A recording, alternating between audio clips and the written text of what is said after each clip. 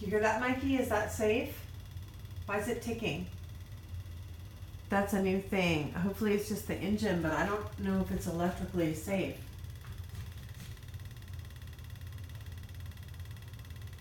I tried the fan buttons, the light button, switching that button, nothing changes it.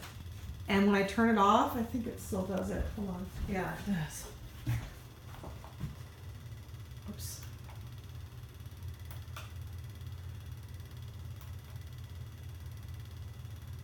Yeah, so fan's off now. It's just rotating. I don't know what to do, but I'm afraid it might be unsafe.